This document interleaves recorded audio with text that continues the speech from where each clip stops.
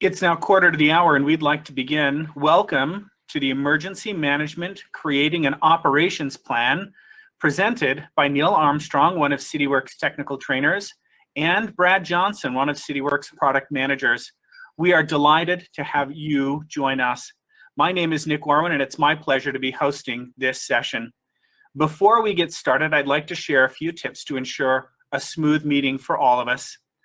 To drop a comment or a question, please go to the red Live Now button. This is in your upper left corner of the screen. This will open the session. Scroll to the bottom and click on Questions. There you may leave your questions or comments for the presenters. We'll address those questions as time permits. If you happen to have any difficulties, you can click the question mark in the bottom right corner of your screen. This will give you a window with ideas on troubleshooting. Please visit our ratings and review module in your navigation bar. There you can write a review and rate this session. You may leave this session at any time by clicking the Exit to Lobby button in the upper right-hand corner of your screen. By selecting Exit to Lobby, you opt out of this session and are pushed back into the conference lobby. Please do not just close your browser without first leaving the meeting, as it will lead to issues for you later on. Finally, just a quick plug for our sponsors and exhibitors. Please visit those partners and exhibitors in their virtual space. There you can start a live chat and learn more about how they and Cityworks can enhance your organization. To begin, let's turn the time over to Neil Armstrong. Neil? Perfect. Thank you, Nick, and welcome everybody. Before we jump into the content that Brad and I have prepared for you today, you've probably seen this quite a few times throughout yesterday and somewhat today of our safe harbor statement, just reminding you that the following is intended to outline our general product direction. It is intended for the information purposes only and may not be incorporated into any contract. It is not a commitment to deliver any material or code or functionality.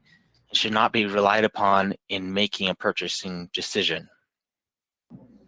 With that said, let's go ahead and then jump in. Brad and I would like to welcome you to the emergency management setting up your operations plan breakout session. Well, Brad and I, we're very excited to be presenting this to you today. What we've prepared to share with you all is to help you build upon what you are already doing or to help you get started setting up your operations plan for emergency management. So let's go ahead and dive in to some of the best practices that we've gathered. Know that this is not all-inclusive. There might be others out there. So first off, with an emergency, before it hits, we need to plan. You want to plan those things out. And some of the things that your plan could include is documentation, communication, testing, inspections, and training. So starting off with that documentation, what emergencies could your organization be facing? That's something that you want to acknowledge for your community. And then you want to take an assessment of your resources. This will be of your materials, supplies, of help, to name a few. And this is a great area that Cityworks can be utilized with our Storeroom plugin for materials and supplies. We can easily track and manage those. And Brad will be hitting on Storeroom in a little bit. Well, next, you want to take assessment of areas that could fail, right? Such as bridges, power grids, telecommunication towers. Then you want to make considerations for people with disabilities as part of your planning. And create a documented plan and communicate it out before, during, and after events happen. Continuing on with documentation of what we plan for. Different events will require different amounts of time and resources. And consider natural disasters. They can vary from region to region. Here in Utah, we don't really get very many hurricanes, if any. In my lifetime, there's maybe been one tornado that was on record. But in other areas, they have to deal with hurricanes and tornadoes a lot.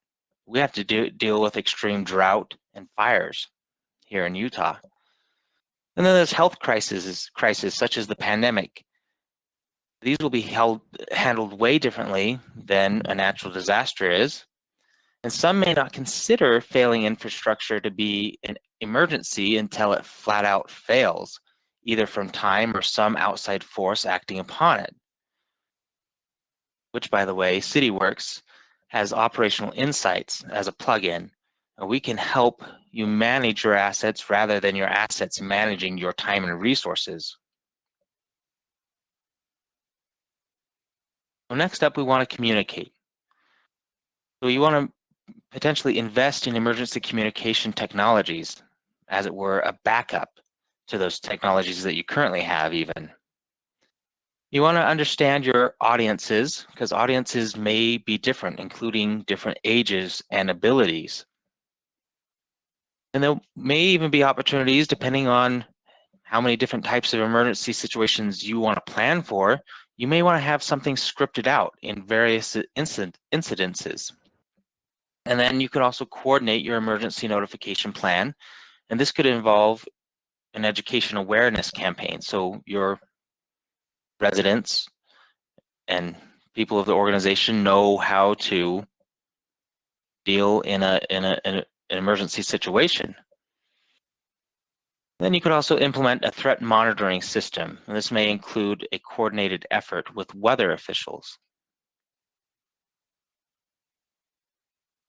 And that last area that we had mentioned before of testing, inspections, and training, it's a good idea to try to set up a community emergency response team. I know in my own community that I live in, of Lehi, Utah, they have opportunities for residents to go ahead and participate in a CERT program. I missed the one for our springtime, so I've signed up for our fall one. But I remember growing up in Midvale, they always held community emergency drills where people that were training in the CERT program would go get trained. And I, being a youngster at the time, I didn't sign up to be in the CERT program, but I was able to be basically a victim in those emergency drills. And people would have to help me, as it was, in their training process. We also want to mitigate damages and losses by doing training, inspections, and testing. And this might even involve, like in this situation, this photo here, of sandbagging, right? Those could be areas that we would want to mitigate our damages and losses there, or moving our resources to higher grounds as well. And that testing and inspect of areas of concern, that goes back to our documentation of where we evaluated those areas that would potentially need to be, or that could fail, right? So we want to be testing and inspecting those areas of concern. Well, at this point, I would like to share a little insights on what we currently are working on for Opex. If you got to see any of Denora's presentations yesterday on it, you got a pretty good handle on that there. I would like to touch on it again for those that have seen it, and those that haven't. This will be a good opportunity for you to see that Opex. Now, keep in mind, though, that this is still in development and some things may be different with the final release. Well, when you log into Opex, you are initially taken to the project summary view for budget. And the drop-down menus for domain and category are dependent on what your organization has configured. Well, from the summary view drop-down, you can select from budget, service request, work orders, inspections, and if you're licensed for it, PLL. Well, these three drop-down menus will filter the list of projects. I just have a screen GIF going there. It's repeating the same thing over and over again. Well, to create a new project, you'll click the plus sign from the bottom tray of tools, provide it with a name and description, then click the Create button. And then to view a project's details, simply place a check in the box next to the desired project and then click the folder icon from the bottom tray of tools. And then the project details provides more information on work activities, any related work contracts, any related contracts, assets, and financials, to name a few. And this is all related to the selected project. And then to view a project and any of its related work activities or assets on the map, simply click the map icon in the upper right corner. The map has a lot of the same tools and functions of the map in Office, including a few such as the create activity, event layers, locate, and routing. And what I have just shared with you for Opex is only a few of the great things that can be expected. Now I will turn the time over to Brad, who will be sharing some insights on Storeroom, Respond, and our mobile apps that can be utilized in an emergency. Go ahead, Brad. Thanks, Neil. And I'm sure there's probably a few of you out there that may be going, what does the storeroom guy, the analytics guy, the fleet guy, the pavement guy know about disaster planning? Well, just briefly, in a previous life for many, many years, I managed distribution centers throughout the Northwest for International Paper, in which one of my primary jobs was to make sure every facility had a disaster plan or an emergency plan. And so for years, I actually managed emergency planning, and living on the West Coast, as you can imagine, probably experienced a number of emergencies. And one of my favorites that I lived through, went through many earthquakes, which we had to deal with in a number of facilities. But it was October of 1989, and it was 5 o'clock. I was leaving work and driving out onto a brand new road. It was a 100 on the PCI scale. And as I drove out onto this brand new road, and I'm steering my little Chevy Cavalier, the steering wheel just started to shake for about 10 seconds. And I thought to myself, look at this, is a brand new road. They've already got bumps in it. Well, after that, I was trying to find the World Series, the Oakland A's and the San Francisco Giants on the radio, and couldn't get the game. So I got home about 40 minutes later, walked in the house, and my wife's like, hey, work's been calling you. They need to get a hold of you. And my response was, okay, first I got to find out what's going on in the game. So turned into the game, and lo and behold, there was Al Michaels in the broadcast booth at Candlestick Park talking about an earthquake that they had had, the Loma Prieta earthquake, which did severe damage to our building, turned out, 90 miles away, and had to move operations. And fortunately, we had a great plan in place for our vendors, for deliveries and things, and we were able to, with little disturbance, manage that activity. So do have a little experience, and have done a little bit with Storeroom. Want to talk a little bit about Storeroom, then I'm going to talk about how to use some of the Cityworks applications like Respond and Mobile to manage an emergency situation. So Neil, go ahead and go to the next one and start that recording. Storeroom is an integral part of Cityworks, and it will help you manage your material. And that's critical in an emergency situation, because you, for one thing, never want to be out of something anytime. You always want to have material on hand so crews aren't standing around or running around trying to find something. But especially in a critical situation such as an emergency, you want to make sure you've got material and things on hand. So using Storeroom will help you manage those things, manage vendors and suppliers. Who do you have to contact? Who do you have to get a hold of? Using dashboards, and these can be collaborated with other users, thanks to the ability to share and use these things, like a minimum quantity dashboard. Here I can see my minimum quantities. I can make sure I'm on top of these, and that I know exactly what has hit a minimum quantity, and reorder when I need to. And then have a dashboard like my open requisitions, so I can see what's on order, when is it expected to be delivered. And then using Storeroom to be able to manage those materials that I do have, and hopefully I'm not short of, in performing various activities like creating requisitions, like being able to issue material to a work order or protective equipment to an employee.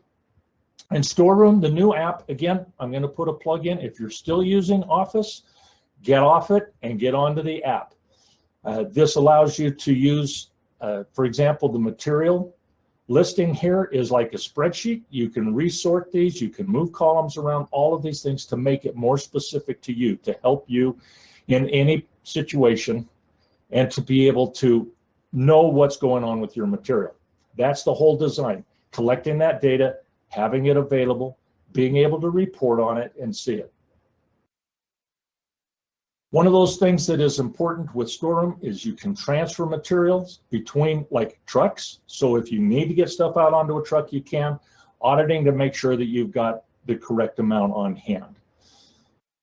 Being able to manage your suppliers is also a critical thing. And within Storeroom, you can open your suppliers, be able to see who they are, a one-stop shop to be able to go very quickly to find contact information, where they're located, who your contact is, and even contacting them ahead of time. Get favorable position with your vendors ahead of time so that if something does happen, you can get material from them. Let's go ahead and go to the next slide, Neil.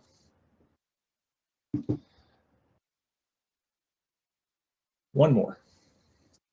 We're going to talk now just briefly about something happens, different methods that are available to me to be able to manage those activities or something that happens. So this is Respond. And Respond works in a connected mode, but it works in a browser, so it can easily work on a tablet or phone out in the field as long as it's connected. And I'm going to give an example of maybe having to go out to an infrastructure disaster. We've heard a lot about that this morning. And I'm going to create a work order on a broken sewer main. And here I can see my sewer mains, and I can select them on a map. And as I do so, that's going to give me then with my work order, which I can then create my work order and start filling in all of the pertinent details for this, including who's it going to be issued to, who's responsible for supervising it. All of this information is available. What type of work order it is. Obviously, it's a high priority and it needs to get done. So now I can create my work order. So that easily, either in the office or out on a tablet using Respond, I can create that work order and now have that available. Something, as Denora brought up this morning, and as Neil has talked a little bit about Opex, we can add projects now right on the fly. Well, we've always been able to add projects to work orders, but we can add projects now to inspection. So if we had to do the inspection on this, we can insert the project, start to complete the dates that this was started and done, start to enter in my material, my labor, selecting crews. All of this is available to make this easy for you and have the templates already set up. So here I'm going to go ahead and add my labor for the people that are out performing this. Put that in. I've got equipment that I've used, so I'm going to put in a little equipment. Super easy to use, great interface, and being able to add these costs. So I got equipment in here. I can go down and add my material as well. So either from Storeroom or from Respond, Office, or the mobile app, you can add material as well to your work order. So I can add in what I need for this work order and then add cost to this, and that will then assign the cost to this work order. Put in the dates that this is completed.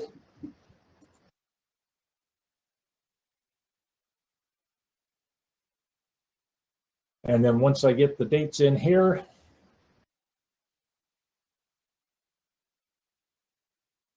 there we go. Get those dates in, Brad. When it actually finished, I can then save this. If I'm done, I can close it. And I've completed this work order. And if it's done in the field, it can be reviewed by a supervisor and closed. But it's that easy using Respond to be able to perform these functions. Neil, let's go ahead and hit the next slide and start that one. We'll just briefly talk about the mobile application and being able to use mobile to perform these functions. So here's my mobile app. Now I can work in a disconnected mode. So whether I've got a work order in here or not, I can go to a activity, whether it's a regular one or it's an emergency. I can go to that activity and interact with this. I can use a barcode scanner, as you can see on the top right there, or I can do the select asset, which I'm doing now, selecting an asset and creating a work order. This is a great interface. It's easy to use. I can select templates if I'm using different templates, but we're going to do an emergency repair on this sewer main. And then I can start to complete this just like I would any other activity, even though I'm in a disconnected mode. So I can add my labor. And put in the hours that I'm using to complete this activity.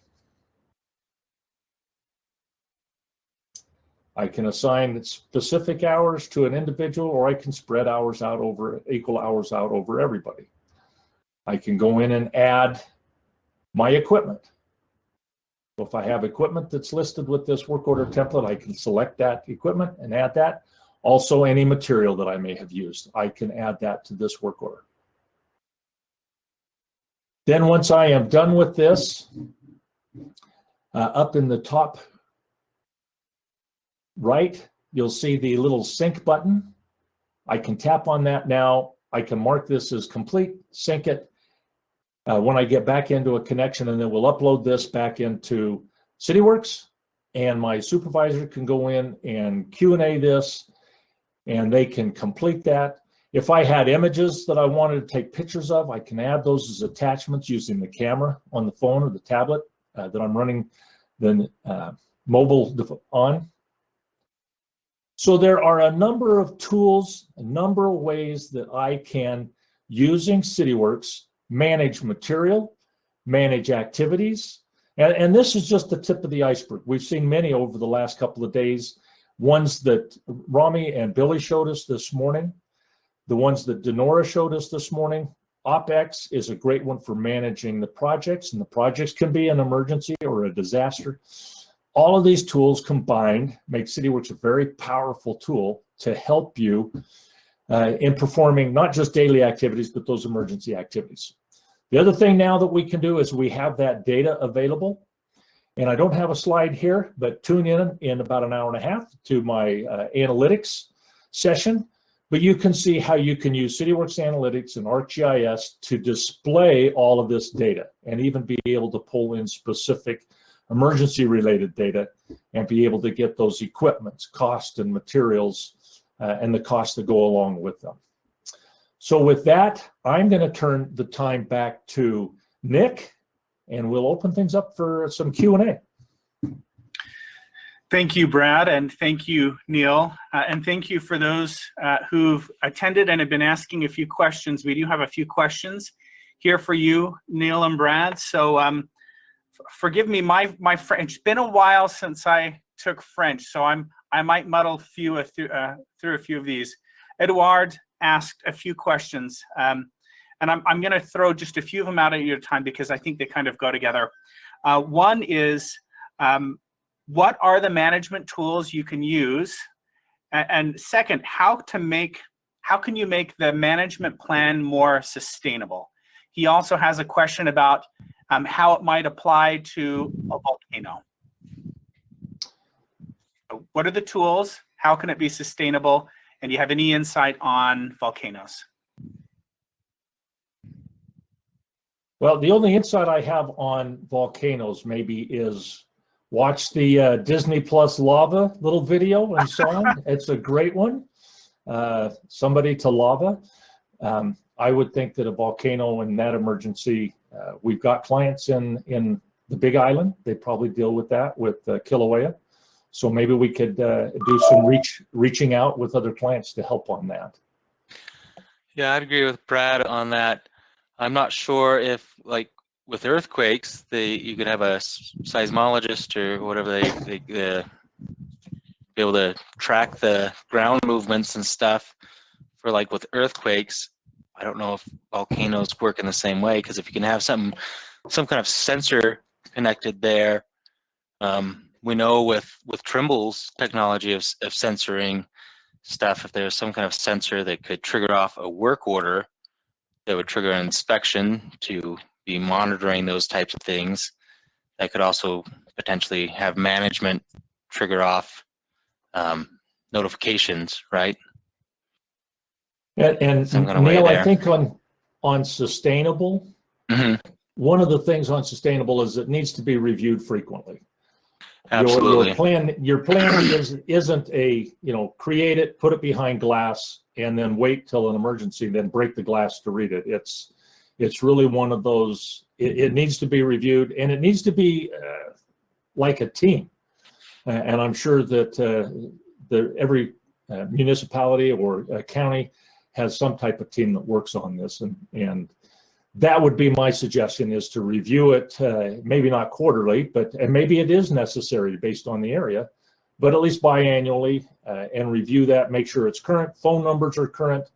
Yeah, it's not sustainable if you've got people coming and going and you've got bad phone numbers and that in your emergency plan. Yep, that could be part of your emergency plan, is the being documented that you will be reviewing it and communicating it out and having it reviewed. Absolutely. And that, that touches on one of his other questions, and that is, how do you test your emergency plan? And my simple response to that in the chat was by setting up a scenario. And I think that what you just mentioned there goes hand in hand with that. Not only do you test the scenarios, but you review your scenarios and you review your plan on a regular basis. Let's move on. Ken has a few questions for us too.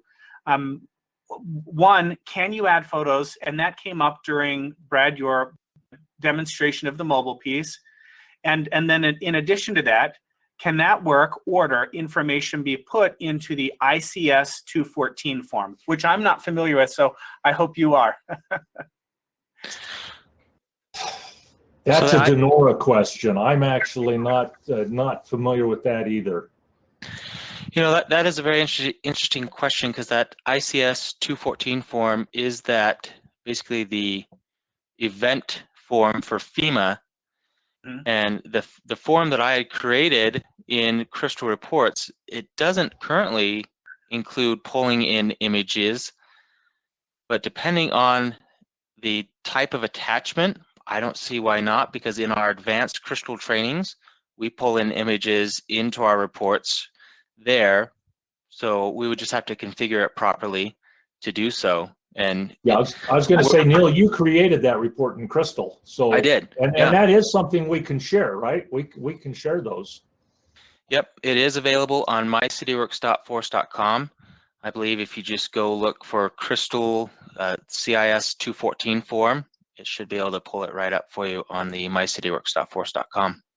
And I should clarify, those were actually two separate questions. Can you add photos? And Ken, the quick answer to that is, you bet you sure can. We can attach a photo to any work activity type we have directly from the mobile app. It's an easy thing to do. The second question then not associated with that is, can the work order information be put into the ICS 214 form? And I think the answer to that is, because we pulled it into a Crystal report, and that Crystal report is pulling from the work activity. I believe that answer is yes. Neil, does that sound right to you? Yes, that is correct. And it may take a little, like if for the images, I don't currently have it pulling in any images, but it is pulling in like the work order ID, who was assigned to it, what project it's assigned to as well is being pulled in. So it can be reconfigured in Crystal if you have Crystal licensing in the software. You can be able to go in and reconfigure that to include those if you'd like. Perfect. And that wraps up our questions, and that also wraps up this session. We're just at time here, just a few seconds away. So thank you to our presenters and our attendees. As a reminder, to leave this session, click on the Exit to Lobby button in the upper right-hand corner. Please select Exit to Lobby prior to closing your browser. Thank you all for joining us today, and we hope you enjoy the rest of the sessions and the conference. Take care, everybody. Thank you. Bye-bye. Thank you, guys.